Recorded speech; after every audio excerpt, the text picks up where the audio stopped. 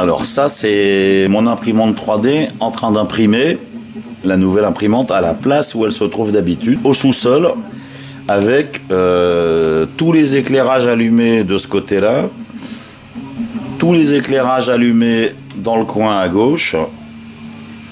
On voit pas grand-chose. Donc je me suis dit qu'il fallait que je change ça et que je trouve un moyen d'éclairer par au-dessus. Pas longtemps après que j'ai eu l'imprimante, en fait, j'avais déjà imprimé ce petit truc là, le petit accessoire qui est en haut, je sais pas si on voit bien.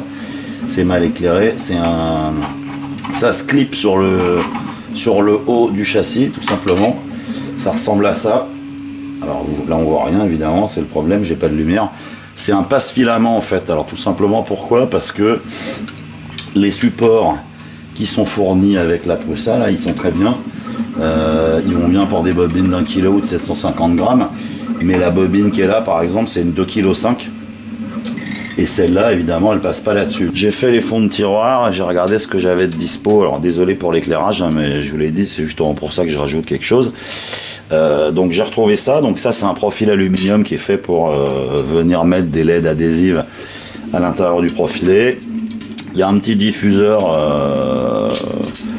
qui vient se clipper par-dessus, donc qui permet d'avoir une lumière un petit peu plus douce. Donc ce que j'ai fait, j'ai pris le pied à coulisses et je suis venu mesurer les dimensions intérieures, extérieures, la hauteur du profilé. Et j'ai modélisé un petit capuchon. Alors là on le voit pas évidemment, c'est vraiment mal éclairé. Un petit capuchon en plastique tout seul, hein, je l'ai juste fait comme ça pour vérifier que ça rentrait, quoi, que ça allait trouver sa place, que mes tolérances étaient bonnes, et du coup c'est plutôt pas mal. Ça s'emboîte, on voit vraiment rien, c'est la cata absolue, hein. Ça s'emboîte au bout, ça tient. Le but de cette pièce-là, elle me servira à rien. C'était uniquement de trouver les bonnes dimensions et les bons jeux pour que ça puisse rentrer, s'encastrer et tenir. Ça sert qu'à ça. Dans les fonds de tiroir, j'ai retrouvé ça aussi. C'est un reste. En fait, il me reste 1 mètre. Hein, je l'avais étiqueté de LED. Alors j'ai mis jaune fort. Jaune, pourquoi? Parce qu'on est sur du 3000 degrés Kelvin en température de lumière, donc c'est plutôt assez doux, on n'est pas sur un 4005 ou un vrai blanc. Il m'en reste 1 mètre, c'est de la LED adhésive avec une densité de LED qui est plutôt pas mal. Alors cette LED, petit problème, elle fonctionne en 12 volts. Et pas de bol, sur la Prusa, la dernière en tout cas, l'alimentation est en 24 volts. Donc il n'y a pas de 12 volts dispo sur l'alimentation. Sans ça, je me serais repiqué dessus. Donc j'ai continué à fouiller dans les tiroirs et je suis tombé. J'ai retrouvé une petite alim secteur qui, elle, fait 12 volts. 12 volts, 6 watts. Donc vu le nombre de LED que j'aurai, ça sera largement suffisant. Ça, c'est le petit capuchon là qui est modélisé en 2 parties en fait que j'ai fait pour tester. Après, ça que je viens de faire d'apparaître, c'est le passe-câble que j'avais modélisé précédemment au début quand j'ai eu l'imprimante. Alors, à l'origine, il était un petit peu plus large que ça, mais pour avoir le plus de place possible pour les LED. Et puis surtout parce que je vais en avoir un à gauche et un à droite, je l'ai coupé en 2, j'ai diminué l'épaisseur, j'ai ressoudé l'ensemble. Et donc l'étape d'après, ça va être de faire une seule pièce en fait qui remplit les 2 fonctions. Donc c'est ce que je vais vous montrer ici en orange. Alors je vais cacher les autres parce qu'on voit pas bien. Ça c'est le résultat final.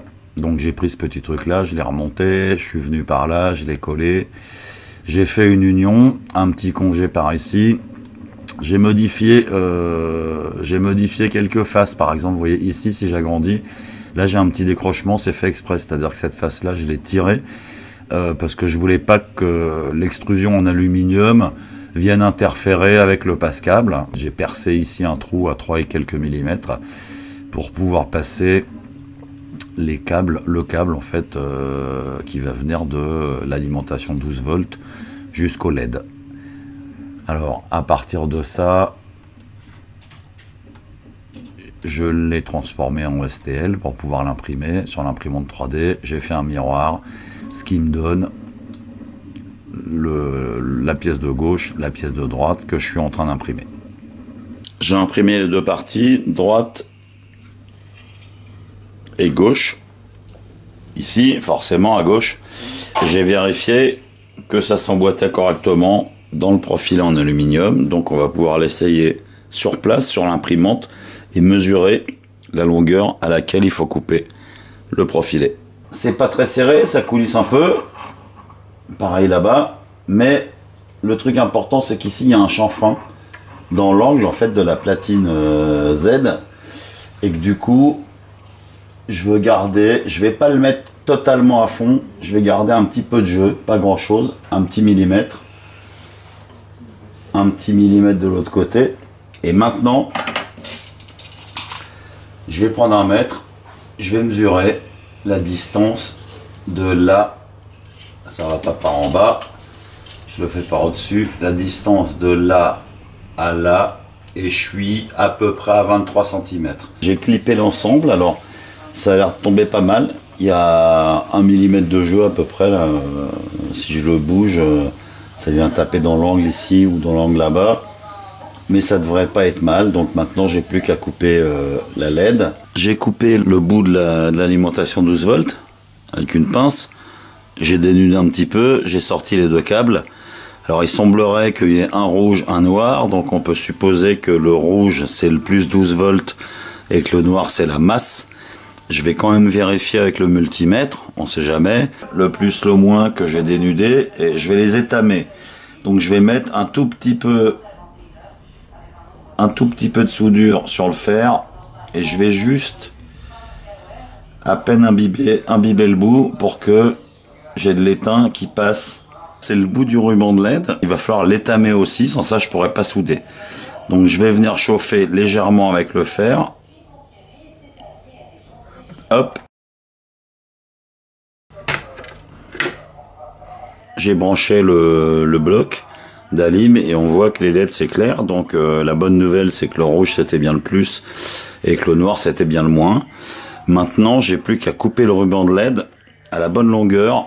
Sur la LED, si on regarde bien, il y a des endroits où on peut couper ces marqueurs pointillés. Je peux couper là, je peux couper là, je peux couper là, mais je peux pas couper au milieu. Alors pourquoi? Parce que là il y a deux LED et là il y a une résistance qui limite l'intensité, le courant qui traverse chaque LED. Je vais couper ici, ça me laissera de la marge au bout. Comme ça, j'aurai pas de problème avec mon embout en plastique et le cache.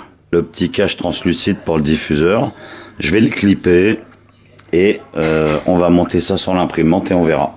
Ça donne ça. Le passage de filament pour la bobine de 2,5 kg, ça devrait aller. C'est-à-dire que le fil, le but, c'est qu'il arrive ici dans la tête d'impression. Là, j'en ai déjà un monté, donc je vais pas le mettre dedans. Je vais peut-être avoir un petit peu de frottement ici, sur le bord du profilet en alu, mais a priori, rien de rédhibitoire, donc je pense que ça devrait aller. Au niveau éclairage, c'est plutôt pas mal. Alors évidemment, il y a des ombres portées sous la tête, sous le Z. Mais ça me permettra, quand les impressions vont se déplacer, que la tête va passer de gauche à droite, de pouvoir regarder un petit peu ce qui se passe. Donc pour le moment, je considère que c'est plutôt une réussite. Il reste juste un truc à rajouter, c'est un interrupteur sur l'alimentation secteur, tout simplement pour pouvoir éteindre l'éclairage et puis ne pas laisser le transfo sous tension quand il sert à rien. À la prochaine!